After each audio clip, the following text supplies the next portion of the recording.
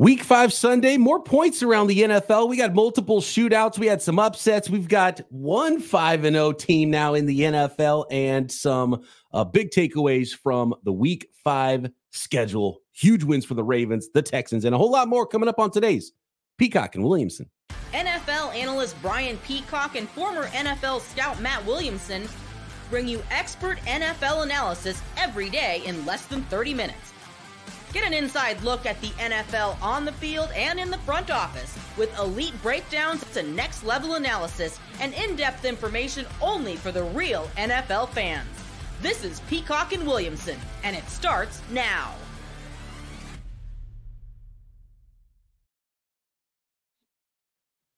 Welcome to the Peacock and Williamson NFL Show. Brian Peacock alongside Matt Williamson at BD Peacock at Williamson NFL. Thanks, everybody, for making us your first listen on the Locked On Podcast Network, your team every day. We love and appreciate all of our everydayers out there, and welcome to all the new listeners and viewers of P&W. Make sure you are subscribed on YouTube or wherever you are listening to this podcast. Today's episode of Peacock and Williamson brought to you by LinkedIn and LinkedIn Jobs. LinkedIn Jobs helps you find the qualified candidates you want to talk to faster. Post your job for free at linkedin.com/LockedOnNFL. Terms and conditions apply. I want to start in the AFC, Matt, if that's okay with you. And I want to start with what was one of our favorite games coming into the week, which was the Houston Texans against the Buffalo Bills. Texans jumped out early with 14 first quarter points.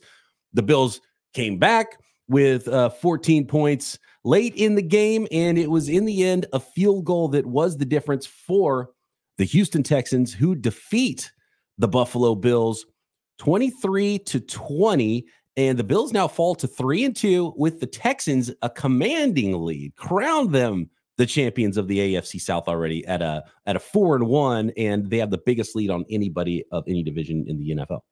Yeah, it's a huge win. I mean, certainly for AFC tiebreakers and things like that, we could go back and look at this game. And as you mentioned, just controlling what looks like a pretty bad division other than Houston. And I'm not sure Houston's even playing their best. They're not running the ball, great yet, but it's gradually better. They still have a minus point differential, by the way, on the season. The 4-1 Texans. Yeah, I didn't realize minus that. 13 points. Okay. They hit that 67-yard bomb to Nico, and then he went out, though. I mean, he's been one of, if not the best receiver in the league. But Diggs stepped up huge, and Stroud's playing very, very well and has overcome a lot of issues all year long. Are you worried at all about the Bills? I mean, my son asked me, in fantasy last night, he's like, should I trade Josh Allen? He threw for 131 yards. Like, the guy that's most reliable in the world of fantasy is struggling a little bit in that passing game. He won. Here's the thing: is he probably won you a couple of weeks too. And yeah. I would not sell low on Josh Allen, but I think what we saw this week validates my Davante Adams trade power rankings, Matt. Yeah, I think the Buffalo Bills are the team that should go the hardest at Davante Adams.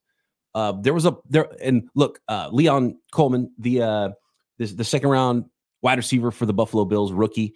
I think he's playing the wrong position. I think he's a big slot. He's playing on the outside. He had one nice long reception in this game. Ended up flipping into the end zone for a touchdown. Not looking extremely fast and athletic doing it, by the way. But anyway, that's not his game. He's not a burner.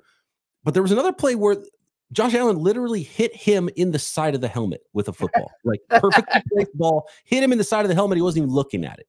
I think Josh Allen deserves Davante Adams more than anybody in the NFL. I don't think the Buffalo Bills necessarily want to be this young at wide receiver and inexperienced at wide receiver. I think the Stephon Diggs thing was more about personality and getting Stephon Diggs out of there. I don't think that it was them saying, oh, we don't want a number one wide receiver. It was just, they've got cap realities and all these things, but it's not that expensive right now to go get someone like Davante Adams. So when you look at what happened with the New York Jets this week as well, and Aaron Rodgers looking like a 40-year-old coming off a Achilles injury, and he'll make some throws, but it's just not quite going as well as you thought for the Jets, which helps the Bills because they're still the Bills are still the only over 500 team in the AFC East. I don't think the Jets are the team for Davante Adams either.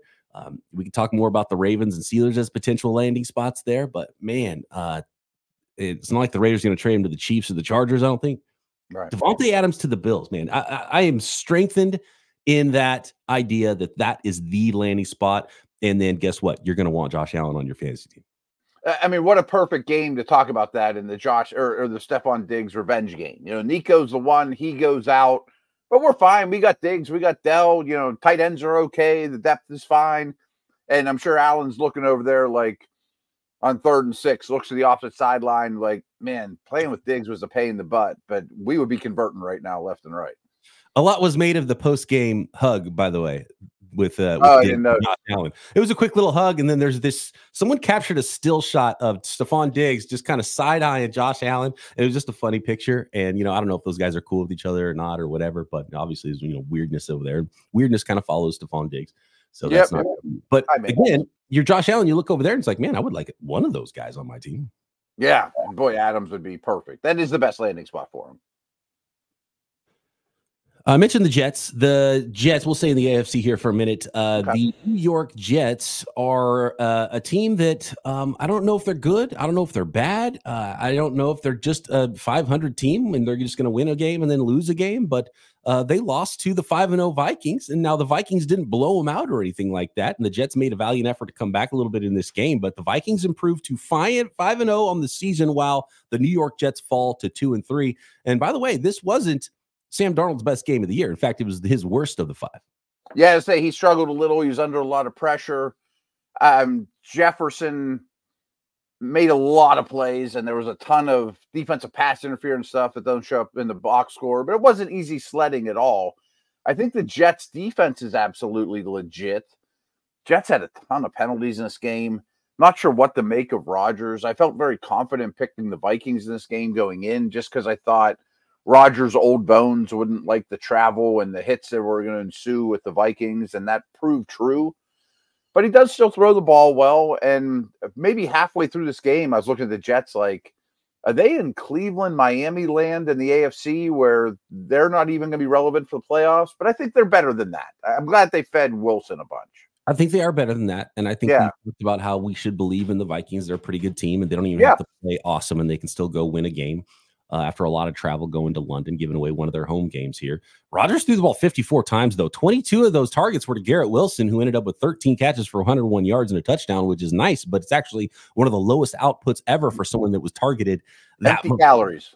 Yeah, and so there's something really off about that offense. And to be honest with you, I think their offensive coordinator might not be that good, and we've seen that evidence in multiple spots now. That's my hunch about what's going on with the offense there for the New York Jets.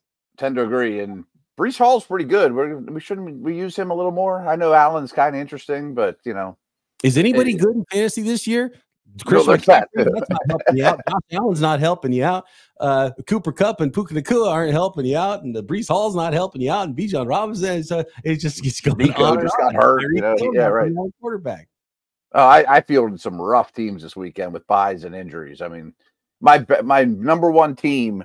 My entire bench got 0 points because they were either injured or on bye. It was like, that's hard to do, to have like 10 guys accumulate a 0 on your bench. That is pretty amazing. That kind of week, though. For that. Yeah, that should be like a world record. I'm sure there's some like bizarro fantasy leagues where you have to play players that are playing and to get the most amount of points on basically the emptiest calories possible, like to get the most amount of points or the least amount of points on the most amount of snaps. There's all kinds of weird ones out there. When Ryan McDowell did Locked On Dynasty with us, or Dynasty Blueprint, he always came up with these crazy leagues where if you win a game, you get to steal a player off of your opponent. They're like all this crazy stuff. I love that. But you don't get a pick in the first 5 rounds or something. Like all this crazy stuff. Those are great. Those are great. All right. So we got the Ravens and Bengals OT shootout. We've got the not so much of a shootout. I don't know if it was ugly offense or good defense or a little bit of both on Sunday night with the Cowboys and Steelers. Let's talk a little AFC North and a huge upset with the Arizona Cardinals defeating the San Francisco 49ers. The 49ers acting like they're trying to lose games at this point that they should be winning, and a whole lot more coming up from Week 5 NFL Sunday next.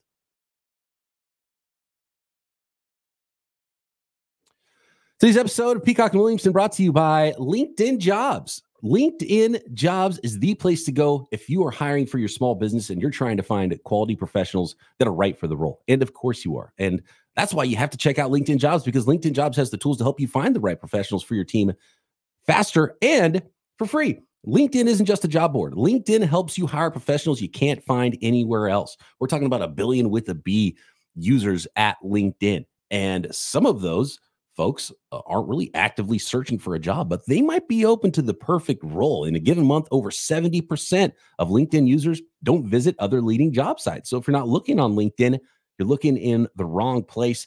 And LinkedIn knows that small businesses are wearing so many hats and might not have the time and resources to hire. So LinkedIn is always constantly finding ways to make the process easier. They even launched a feature that helps you write job descriptions.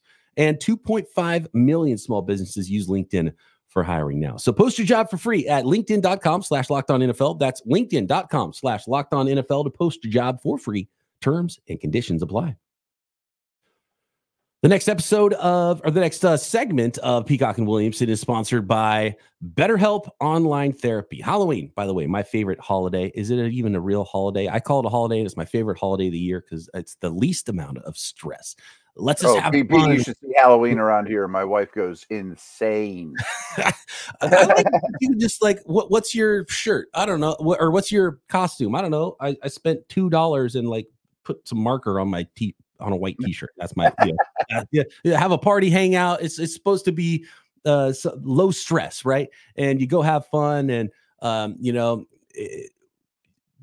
there's what you have fun with what scares you, right? Yeah, but what about those fears that don't involve zombies and ghosts? Therapy is a great tool for those facing your fears and finding ways to overcome them, because sometimes the scariest thing is not facing our fears in the first place, and it's holding ourselves back because we are not facing it. We're not working it through that. And sometimes you just need that weekly check-in to make sure you're trying to hit the goals and points you're trying to get to in your life to reach the final goal. And you got to hit those marks every single week. And really helpful talking through that with a therapist. So if you're thinking of starting therapy, give BetterHelp a try. It's entirely online, designed to be convenient, flexible, and suited to your schedule. Just fill out a brief questionnaire and get matched with a licensed therapist and switch therapists at any time for no additional charge. Overcome your fears with BetterHelp. Visit BetterHelp.com/lockedon today. Get 10% off your first month. That's BetterHelp, HELP.com/lockedon.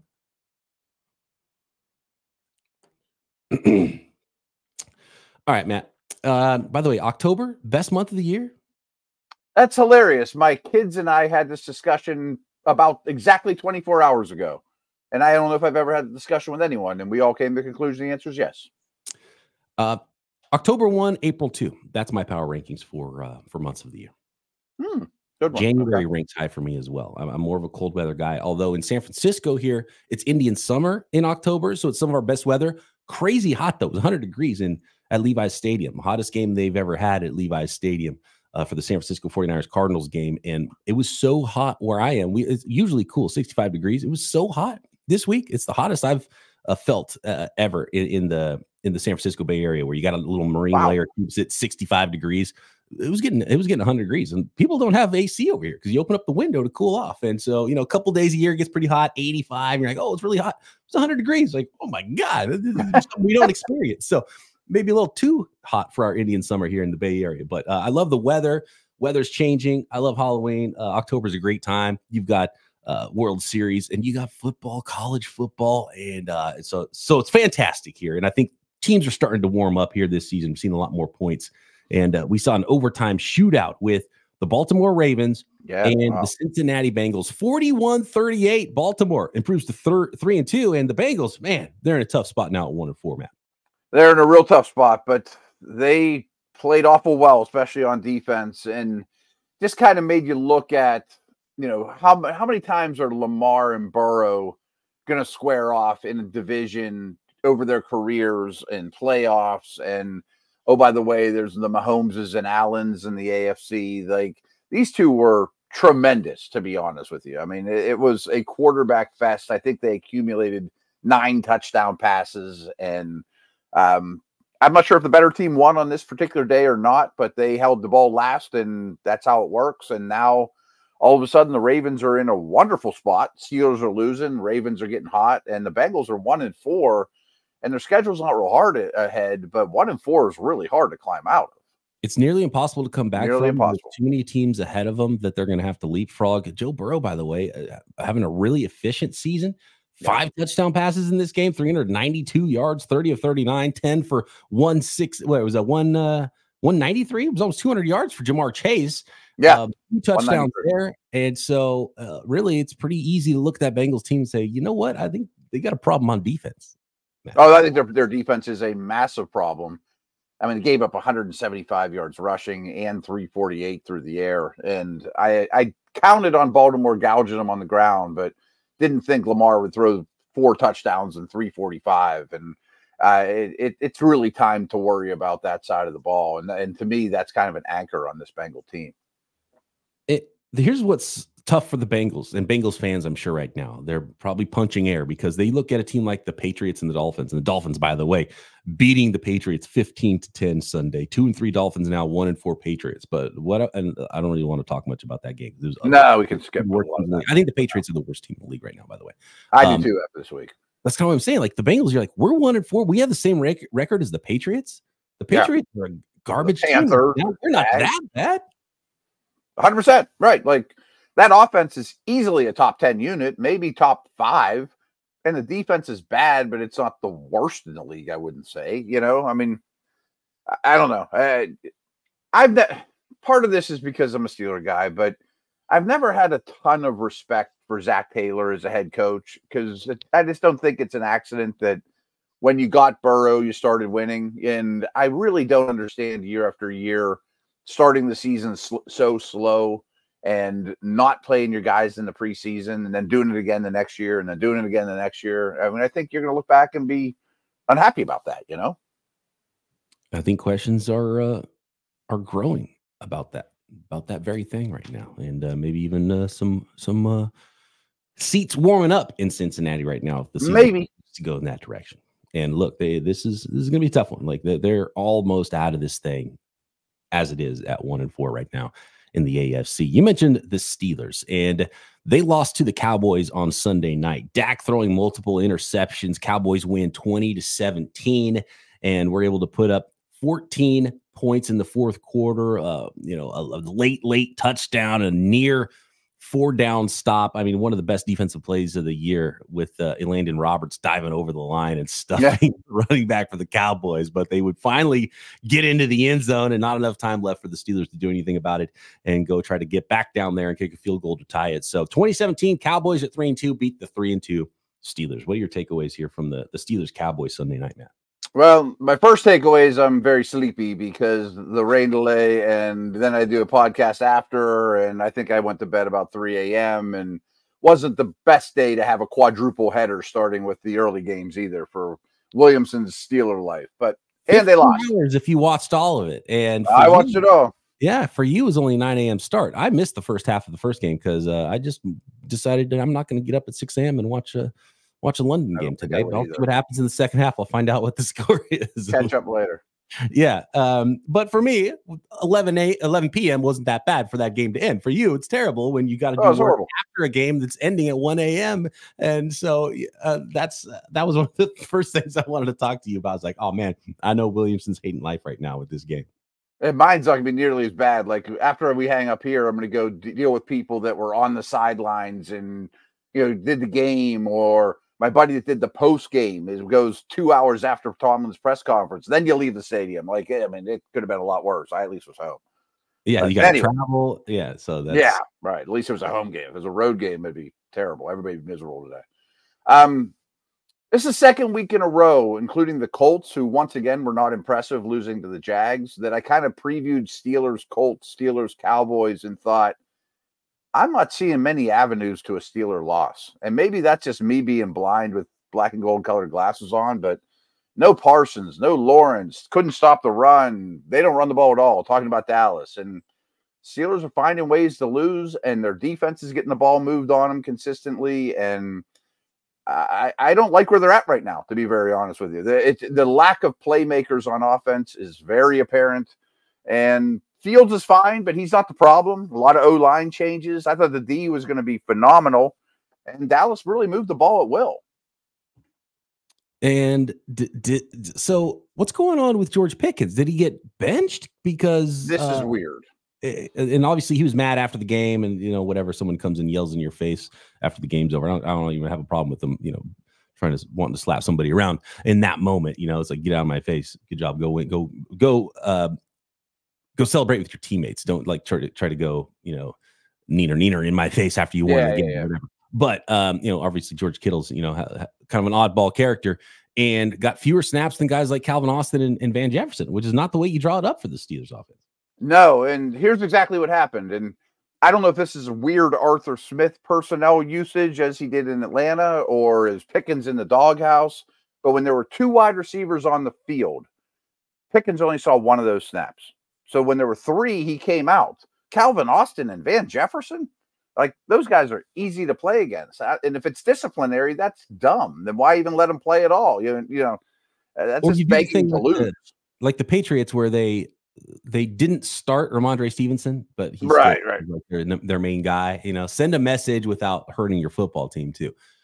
And obviously the Steelers would be another team that'd be a nice landing spot for Devontae Adams, and they were in on the Brandon Ayuk thing. So maybe they just need more stuff at wide receiver. Maybe they would be interested in trading away George Pickens to get another wide receiver, which they weren't before the season started. George Pickens too talented. Just something's not adding up there with the Steelers. No, that's a weird situation. Like, and if he's not blocking well enough, it's not like the 170-pound Calvin Austin's going to be like pancaking guys in the run game either. His effort is not great. Don't get me wrong, but none of them are blocking anybody, the receivers. All right. More from Week 5 NFL Sunday next, including the Arizona Cardinals defeating the San Francisco 49ers in a hot one at Levi's Stadium. And all that and more coming up next.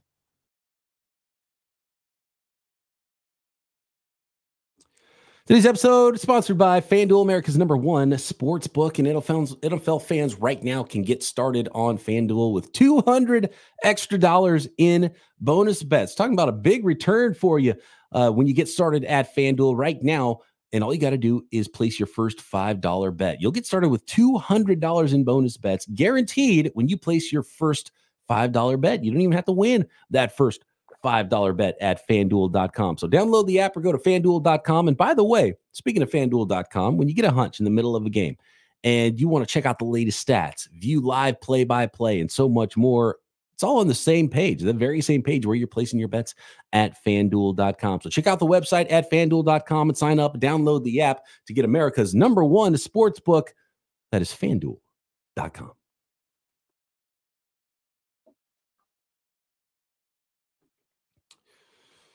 All right, let's go to Levi's Stadium, where it was 100 degrees and really hot, and that is not the reason the 49ers lost this game, even though the Arizona Cardinals brought that desert heat with them, seemingly, to the Bay Area. 24-23, Cardinals over the 49ers. Just like a game a couple of weeks ago against the Los Angeles Rams, the 49ers had a double-digit lead into the second half, into the fourth quarter of a football game, and somehow lost it. And I said after the game that this is the best 49ers team I've ever seen, because they're good and they should be 4-1 right now. Instead, they're 2-3, and they're finding ways to lose. They can't even kick a field goal late, which would have probably changed things because your kicker's got a high ankle sprain. They're trying out 4 kickers today.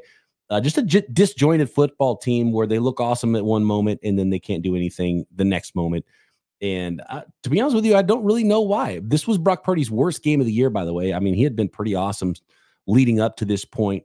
Brandon Ayuk broke out in the first half, but had like 1 or 2 targets in the second half. Just a really disjointed football team right now in San Francisco.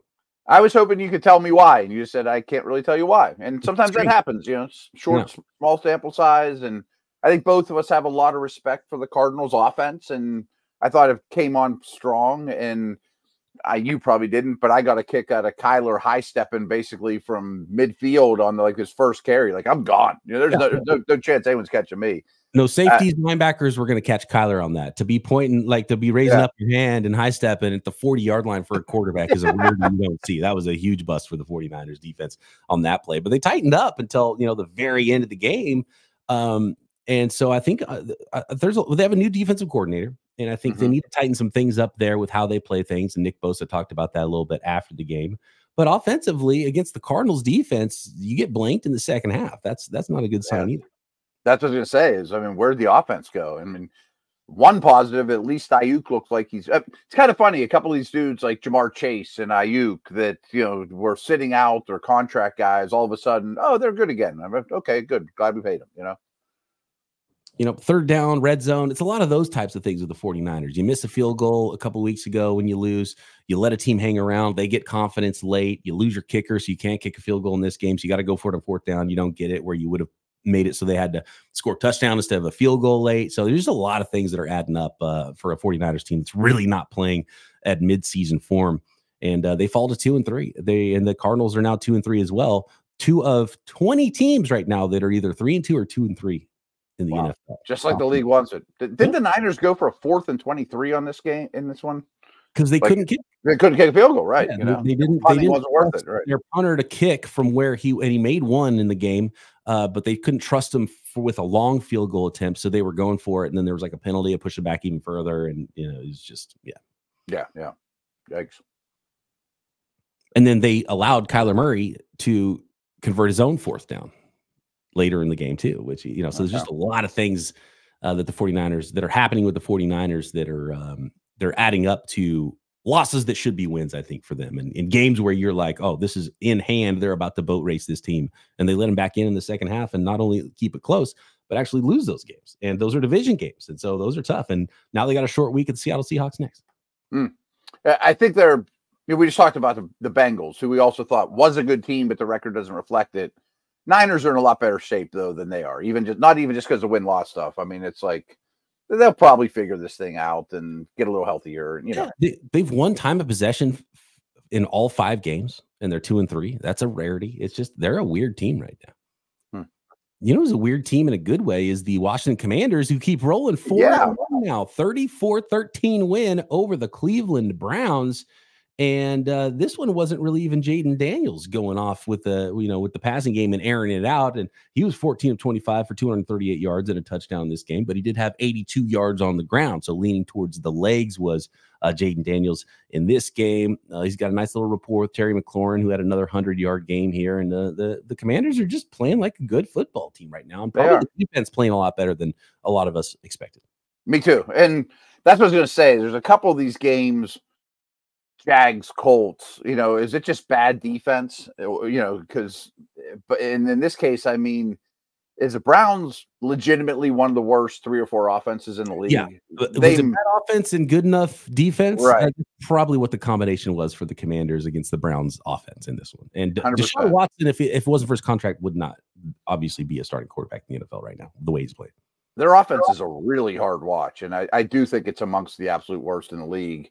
And now it feels like the defense is like, man, I'm out. I've been on the field too much. Like, this is hopeless. And Washington's a great story. The Browns are one of the worst stories.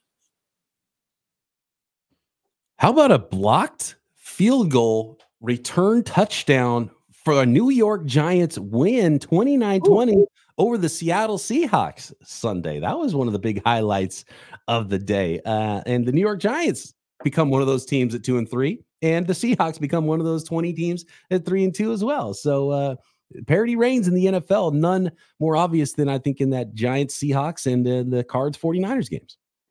Yeah, and crazy enough, earlier, Giants are going in for the score, fumble, and it gets taken back to the house for a 100-yard return. Like crazy game. And I don't think any of us saw the Giants winning this game without Malik Neighbors, but a lot of pressure on Geno. That front for the Giants might keep them in a lot of games. You know what I mean? The 7 sacks. And I turned to my son when we were watching Red Zone and had a bunch of different stuff on. I said, I'm not so sure Dexter Lawrence isn't the best defensive player in the league. I mean, what a stud he is. Wow.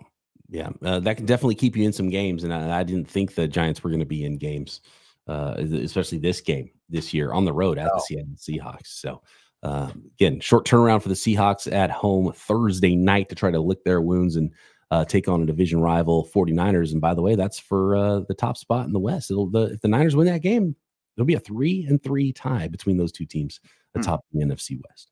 Seattle reminds me a little of the Steelers. Like, they started 3-0, but did we really believe that? And then they're 3-2, and it's kind of that's who we are who we thought they were. I mean, they'll be probably a little over 500, but not a contender, I'm going to run through some scores, and you tell me if you have any big takeaways here before we go. Bears defeat the Panthers 36-10. We had the Jaguars. Best Caleb Williams game. I'm loving that. They're going the right way. Yeah. 300 yards passing, couple touchdowns. DJ Moore revenge game. He had 105 yards and 2 touchdowns in that one. So the Bears offense doing its part against the Carolina Panthers, at least. And by the way, don't look out for those Bears. 3-2 now on the season. You got the Jaguars, who find the win column for the first time, defeating division rival Indianapolis Colts 37-34. I think the big takeaway there is for fantasy owners out there, and Tank Bigsby maybe taking over as the workhorse back. Maybe 13 carries for 101 yards and 2 touchdowns. He's clearly looked like the best runner over Travis Etienne. Maybe Etienne could be a trade chip for the Jags midseason. Send them to Dallas, or someone could use them. Yeah, that's not a bad move. Dallas. That was Trevor Lawrence's 25th birthday. So good for him. He needed that present in a bad way. Yeah, he needed those 371 yards to make everyone feel a lot better about him and defeat somebody, a division rival too. So, yeah. And it sounds like the Colts, which isn't unexpected. They're going to go right back to Richardson, which is fine. But like, one of the good things you got going are Downs and Pittman and these receivers that might just evaporate now, We mentioned the Patriots as being one of the worst teams in the NFL. The Browns are right there, and I think the Rams are amongst them. And they're going that direction by the Packers 24-19. Yep, Tucker Kraft did some good stuff here. I like those Packer weapons. I don't know what's going on with Dubs, but he got suspended for this game. I wonder if he's on the trade block. And the Rams are just so thin and devoid of talent, really, in a lot of areas. But I guess Kupp and Nakua could come back, but I think their season is probably shot. Kyren Williams is really good, and the way he runs, good in the red zone for being a smaller back too. He was 22 carries for 102 yards and a touchdown there. But the Rams are just undermanned right now. There's undermanned, yeah. Both lines. I mean, their defensive line is promising, but the back seven behind them is light on dudes, to say the least, and they're asking a lot out of Stafford. Last one here is the Denver Broncos thumping the Raiders 34-18. Bo Nix walked into the game with the Orange Crush number 7 John Elway. He wasn't quite looking like vintage John Elway in this game, but he's putting up points for his football team. 208 passing yards and a couple touchdown passes there as the Broncos defeat the Raiders. And, we both of us weren't high, and there's some Raiders fans that have not liked our takes on the Raiders recently and in the offseason what we expected from them. But I think even Raiders fans would look at this team right now and be like, okay, and we're going to be without our best player on offense and defense for games this year. Devontae Adams wants out. He might not ever play for the Raiders again. That makes it even more difficult for that team, who's I don't think that good to start with. I mean, Brock Bowers is absolutely a bright spot, and Myers is a good player. But this is the second time they've been benched Minshew midway through the game, and this is the most obvious quarterback situation of if you have two, you have none. They don't have a starting quarterback, and at least Denver might be developing one, kind of like the Bears. I say this a lot, and I kind of thought Sean Payton might have lost his fastball, but he won 8 games with a terrible Bronco team last year, and he's won 3 in a row with a not-so-great one this year. And they have a good defense. And we'll see if we can keep it up against better teams is kind of the question. No question. And they might be one of those teams where it's like, we're going to win some games against some bad teams, and then we're going to lose a lot of other games. Probably. But their defense keeps them in games, and I don't think the Raiders are particularly hard to play against right now. The Raiders. And by the way, Christian Wilkins got hurt. It was good for Raiders fans to probably, hear Max Crosby say that, the shoot down rumors that he wants out too. He's like, no, I got the team tatted on my body. This is that's not what I'm trying to do here. So you build around Max Crosby. I think you've got to trade Adams, and you're looking for the best draft pick possible next year. And I think that's the best path for this Raiders team right now. I wonder if Adams happens in the next day or two, because if I'm trading for him, I want him now. As early as possible. Yes, absolutely. They play the Steelers next week. I want him to go against his old team. Put him on a plane tonight, and then we'll come back out to Vegas in a couple days, Yeah. Probably unlikely then that he gets traded the next couple of days to that specific team. So that team. I still like the Buffalo landing spot. Yeah, I love Buffalo for Devontae Adams. Get it done. Come on, guys. And the Monday Nighter, Saints at Chiefs. Chiefs trying to join the Vikings at 5-0. We'll have that broken down for you tomorrow as well, and a whole lot more from the Week 5 NFL.